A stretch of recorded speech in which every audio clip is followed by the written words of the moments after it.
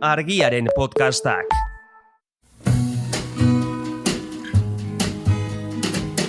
Don't know much about history. Don't know much biology. Don't know much Hau, oroimen histerikoa da. Historia diren istorioek txoratzen gaituztenon podcasta. But I do know that I love you. And I know that if you love me too, what a wonderful world this would be. Don't know much about you.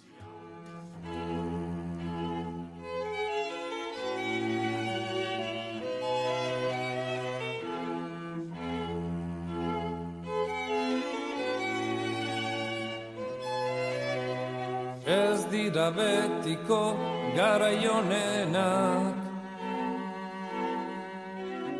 azken finean gizaki hutsak gara. Barearen ostean dazore gaitza, uda berririk ez guretzat. Ez dira betiko garaiorenak, aitormenaren garaiak direlako, errenta aitorpenaren garaiak, zehazki, kanpaina betean gaude eta egunon, Asier. Apa, egunon. Errenta aitorpena egin jadakoazu? Uste nun beste zerbait aitortu bat zenula. Ez. Estatuaren aurrean eta ez nire aurrean. Por bai, ja? Eniko bandikan egin gabe daukat, Bai. Ni abestiaren beste zate batik esaten du, ohartu gabe, heldu gara, mugara, ni beti Bai. ohartu gabe iristen naiz. Zu ez altzara gainera, komando autonomotakoa. Bai, horregatik. Bai, trauma berezia daukat, errenta aitorpenarekin. Oi, zuen momenturik onena, urtean. Bai. Bueno, beste atzo jasotzen dugu. A ber, eskerrak kobratzea tokatu zaiten. Bueno, Bai, normalean. gainera ematen dugu zozer oparitzen digutela. Bai, urtean zehar ez dugu zer ematen horren truke. Amatxo estatuak ze ematen dugu nola. Bai. Zerren truke, zer egin gabe, Ez. Hor, papel batzuk aurkeztu eta hala. Bai. Tekata. Eta, bueno, garai hortan gaudenez, ez? Pues, errenta Nondik datorren? aitorpenaren jatorria zitzen dugu, bai. Bai, ze zergak nahiko gauza zaharra dira, antzina horoti datoz. Eta politak. Bai, ez da. Baino, errenta aitorpena berriagoa da. Amagosgarren mendekoa da. Florentzian sortu zen, beraz, 400an. Zehazki 1827an. Ze urte hortan, katastro, ez? Izeneko erregistroa ezarri zuten lurren jabetza kontrolatzeko. Eta erregistro horretan oinarrituta historian lehen aldiz, esan bezala, errentaren gaineko zerga ezarri zuten. Eta modu hortan erdiaroko zerga sistema utzi zuten, ze aro horretan erdiaro osoan zerga guztiak zeharkakoak ziren. Eta zerga berri horren arabera, errentaren gaineko zerga horren arabera, Florentziako familia buru guztiek 3 urtean behin errenta aitorpen modukoa egin behar zuten. Hau da, beren ondasunei buruzko txosten bat aurkeztu da zuten. Eta txosten horretan, familiaren dirusarrerak, jabetzak eta zorrak jaso behar zituzten. Eta familiaren kide kopurua, orain bezala ere, kontuan hartzen zen. Baina orain gaur egunez bezala, eta igual garai hortan oraindik esperimentu berria zelako, behar bada, zergapekoek, ordaintzaileek, errenta txosten horietan, kexak, eskaera pertsonalak eta iradokizunak egiteko aukera zuten. Imaginatu gaur egun horako aukera izango baliz. Bai, Ja. bai. Seguro, oen dela zenbat urte esan duzu, 500? Bai, Elizak zerbait eramango zuela hortik. 600 urte. 600 urte. 598. Seguro hori ez dela aldatu, egongo zela hor karratutxoren bat. Elisa bere diezmoa, bere... Ez nola bait, ateako zuen zerbait. Eta zerga progresiboa zen, ez? Gaur egun bezala. Alegia, zenbat eta errenta edo mozkina handiagoa, ordun eta gehiago ordaindu behar zuten herritarrek, bai. Eta salbuespenak edo arintzeak ere hasieratik jarri zituzten, esaterako egiezinen gainean edo artelanen gainean. Eta horrek badakigu garrantzia handia izan zuela, ez? Arteak italiar 400an, ez? Eta besteak beste, mezenazgoak, ez, artistei eman zielako, ez, aukera ekonomikoa, ez, bere artea edo garatzeko. Eta Florentzia izan zen, ez, mezenazgoa edatu eta arteak ezan da zuen hiri nagusietako bat. Bai.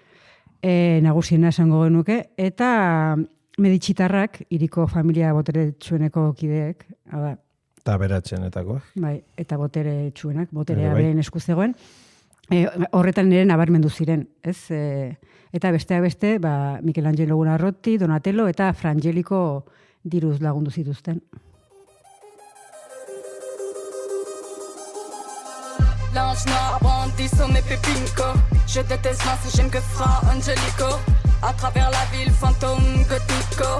Les passions mortes des chevaliers tropicaux. Mon âme est plein de picots. Batman ou Jésus, c'est tous les deux le même mytho. Dans les enfers, un glace mico. La lumière est céleste, les démons sont amicaux.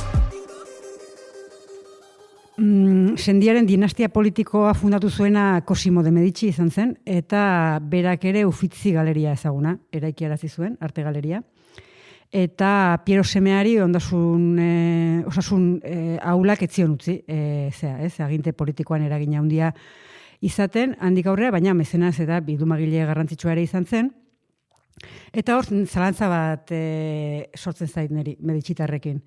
Gizartearen garapen kulturala bultzatzeko, ala errentaren gaineko zerga arintzeko ahalegina egin zuten. Ja. Bueno, historia errapatuta, baleike bigarrena izatea, ez? Arteak zergak arintzen zituelako egin ziren artezale, artezale zirelako erabaki zuten haiek artea zerga aringarri izatea. Ze, azkenean Cosimo de Medici zen, Florentzian agintea zeukana, eta beraz, berak erabaki zuen hori, ez? Orduan, Bai. Aukerasko, ez? Ez dakit. Baina kontua da beraien mesedetan beti, horrelako arauak. Esan dugun bezala, errentaren gaineko zerga ez da, aintzarra, neko berria da, 6 urte eskaz ditu, baina esan bezala askoz zerga gehiago daude, askoz zarragoa direnak, ez? Eta orduan errepaso bat ingo diegu antzinako Erromako zergei, eta lehen zerga, Tito Livioren esanetan behintzat, Kristo aurreko 357an ezarri omen zen Erroman. Manlio Capitolino kontsulak Vicesima Libertatis izeneko zerga ezarri zuen, eta zerga horren arabera, esklabo bat askatzean, esklabo horren balioaren 20 bat ordaindu behartzen, hau da, 100%. Beraz, lehengo zerga, esklaboen gaineko zerga izan zen. Bai. Klasiko bat. Bai. Osea, askatu eta ordaindu. Bai. Agian batzuk esango zuten, hobeto askatu. Bueno, 100% depende ja, nola dagoen, ez? Hori da. Ondasuna. Orduan Tito Livioren hitz batzuk irakurriko ditut. Kontsul horrek ez zuen ezer aipagarririk egin, esate zuen Tito Liviok. Aurrekaririk gabeko berrikuntza bat izan ezik. Esklabotzatik askatzearen gaineko 100% zerga proposatu zuen. Senatariek, legeak funtse eskaseko altxorrari sarrera oparoak ekarri zizkionez, onartu egin zuten. Ja. Hor ere, ez ustekorik ez. Bai. Eta gainera, bide batez, diru sarrera gehigarri horiek, patrikaratzeaz gain, Manlio kontsularen asmoa, askatutako esklaboen libertoen kopurua mugatzea zen. Ze Erroman zerbitzuen eta lurren eskaera gora egiten ari zen eta gora egin ez ezan, ez? Ja, esklaboak izatea konbeni. Hori da. Flobalan eskerga, sorkuntzaren zerga, ezkuntza sistemak ulertzen ez duen jerga, ume baten arima daukan amaren berba, tarimara igo aurreko nervioen juerga, musika zer da jolas bata, Atila Ilosunosen azken kanta, musika ez da David Guetta inbata, musika da humus mantxitanata, hor kanpoan euri gehiegi, ta hemen barrun ez da bateri, ta eskerrak bazterrak nasten dituztenak, erosotasunaren sofan ez dien eseri, jarrizkela bat bere barruko mina hauei, musika daukat buruan nahi day. I sing what I think and I think what I say. Osa, bezala, Tito Liviok zuen, ez? Hori zela lehen zerga, aurrekaririk ez zeukala, baina ondorengo mordoa izan zuen, Erroman bertan. Eta gaina batzuk nahiko bitxiak, adibidez, Bektigal urinae izenekoa. Abizenak, pistak ematen du. Pixaren gaineko zerga. Hori lehenengoz Vespasiano, emperadoriak kobratu zuen. Eta kontuan hartu behar da pixa, gernua etzela ondakin utxa. Garai hortan, besteak beste detergente modura erabiltzen zuten, eta beraz salgaia zen. Horregatik beitu. zergapetu zezaketen, bai. Ze ondo. Bai. Gero, aesuxorium delako zergak berriz, adin jakin batera ezkongabe iristen ziren gizonezkoak zergapetzen zituen. Hau da, ezkongabe izatea, bai. Eringarri izan beharrean kontrakoa. Kontuan izan behar da gaur egun ere ezkontzeak zerga onurak dakartzala. Omen dakartzala. Bai. Baina, bueno, garai hortan ez zeharka egin beharrean, zuzenean ja ezkongabeak zigortzen zituzten. Borroka demografikorik ekarpenik egin ez izanagatik? Bueno, ez dakit, agian ekarpenak egin zituzten. Baina, aitortu abiak. Legez kanpo edo, bai, hori da. Bai. Eta beste zerga bat, nahiko ohikoa portorium izenekoa zen, da merkatariek produktuak saldu ahal izateko ordaintzen zuten zerga zen. Eta hirietan sartzean, portuetara iristean, edo mugak zeharkatzean kobratzen zietena. Eta horiek, adibidez, Trumpek oso ondo... Neko portorium dago, Bai. Hori da. Bai. Bektigal Rotarium. Hori izenagatik ez dut errapatzen. Rotarium, bueno... Errota? Gurpila, bai. Ibilgailuen gaineko zerga. Ibilgailuen zirkulazioaren gaineko zerga. Bai. Hori ere oso aktuala da. Erabat. Galtzaden erabilera zergapetzen zuten, egungo autobideetako ordainsariek egiten duten modua gutxi gora bera, eta bildutakoa galtzada horien mantentze lanetara bideratzen zuten ofizialki, beti ere. Oinordetzaren gaineko bitxesima ereditatum zerga ere ezarri zuen, kasu hortan Augusto Enperadoreak, eta dirukutxa publikoan hildakoak utzitako ondarearen 100% sartu behartzen. Hileta gastuak enduta, hiletengatik bildutakoa legioetako veteranoi erretiroa ordaintzeko erabiltzen zuten, eta gaur egun bezala, salbuetxitako gutxieneko bat ere, kantitate bat bazegoen Augustoren garaian. 1.000 sestertziokoa zen. 1.000 sestertziotik bera, ez zenun hori oraindu behar. Eta bai, badaukala pixka bat, errenta aitorpenaren kutsu bat, ez? Hau da, errentaren zure ondasunen portzentaje bat eman behar zenuen. Estatuari. Baina, hil ondoren makarrik. Bai. Guk ez. Guk bizi gara ere bai. Egin behar dugu aitorpena.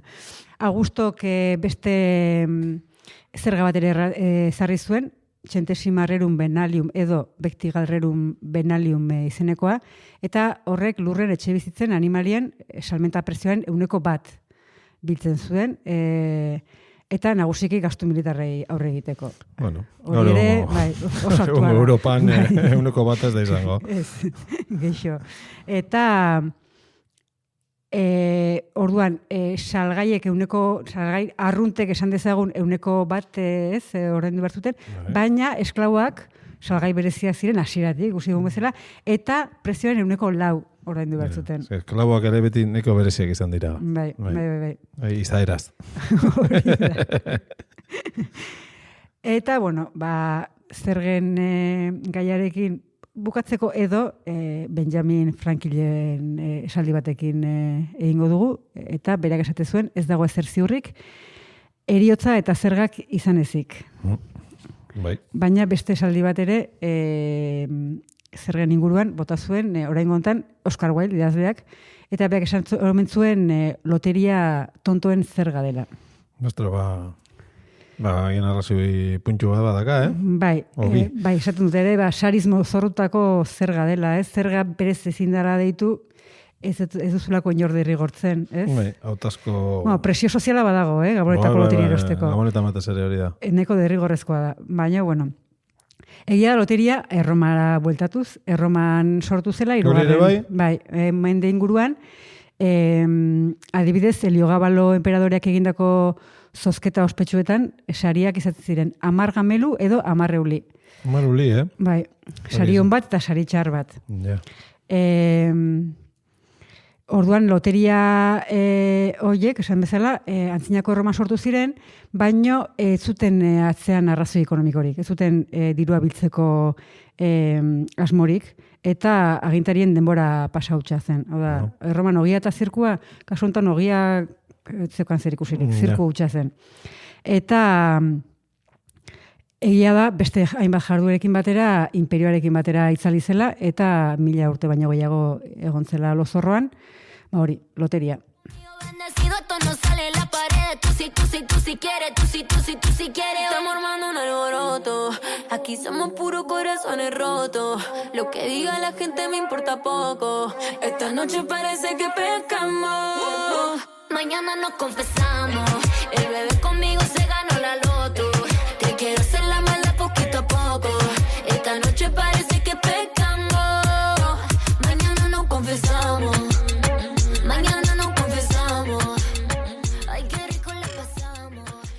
Eta loteria modernoaren lehen arrastoak 15. Mendeko dokumentuetan daude, jasota, renta etorpena bezala. Ja, un bai, pixka bat bera handuxeago.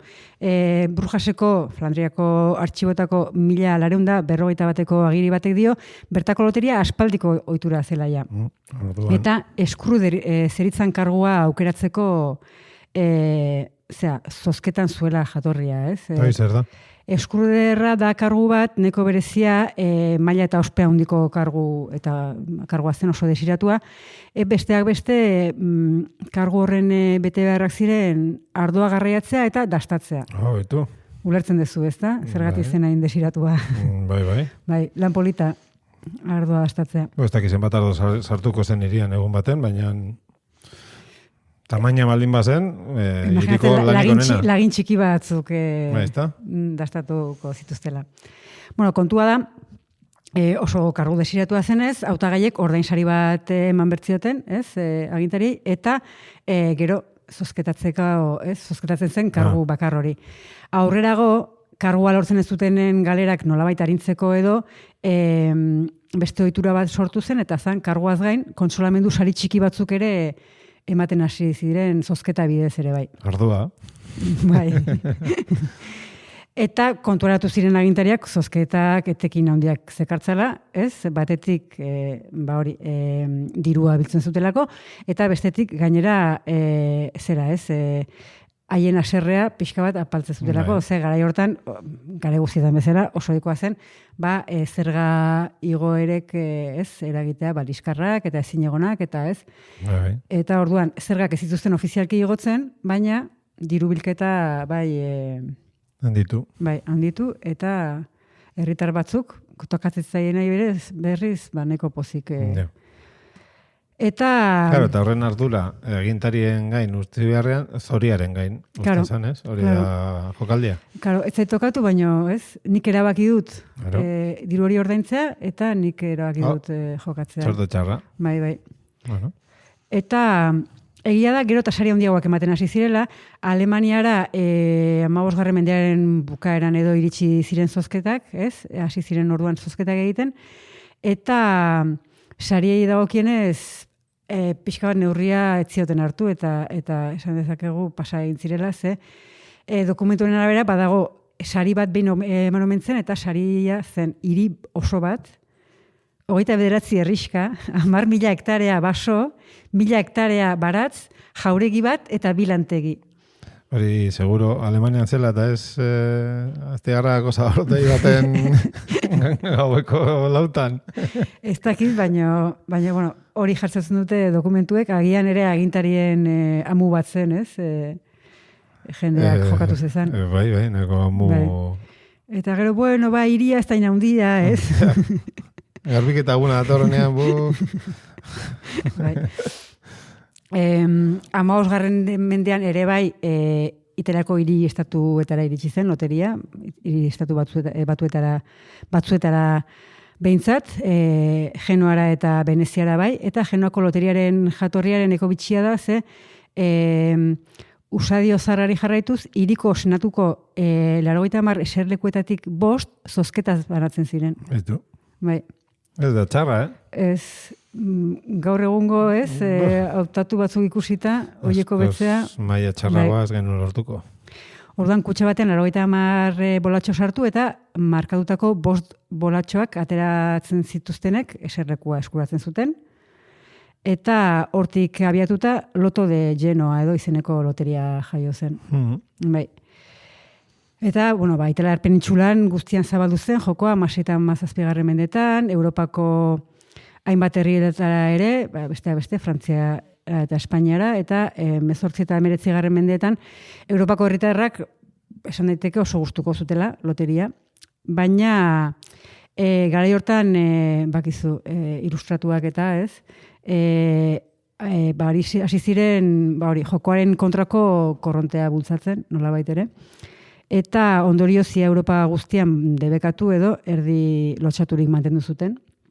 Italian oraindik gaur egun jokoa oso arautua eta mugatua dago edo debekatua dago, kasino horik ez dago Italian adibidez. Ja. Eta Espainian ez. Espainian loteriari oso tinko utzizitzaion eta bai.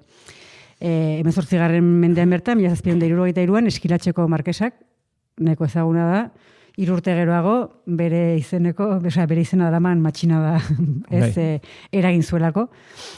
Eta, bera, Carlos Hirugarrenaren gerra eta ogasun idazkaria zela, primitiboa izeneko loteria ezarri zuen. Eta berez, Genoako 80 bolatxoen sisteman oinarritu zuen, eta primitiboa gaur egun oraindikan badago. 85ean berreskuratu zuten jokoa, eta Eskilatxeren loteria hori berriro martxan jarri zuten. Hasieratik ardura baldin bada gerra eta ogasuna, zaldi berean, nondi joango dien tiroak, nahiko garbi geratzen da, ez? Bai. Gabonetako loteria, Gabonetako zozketa ospetxori berriagoa da. 19. mendekoa, 1811an jaio zen, eta badakigu, gure artean oraindikan bizi-bizirik dagoela.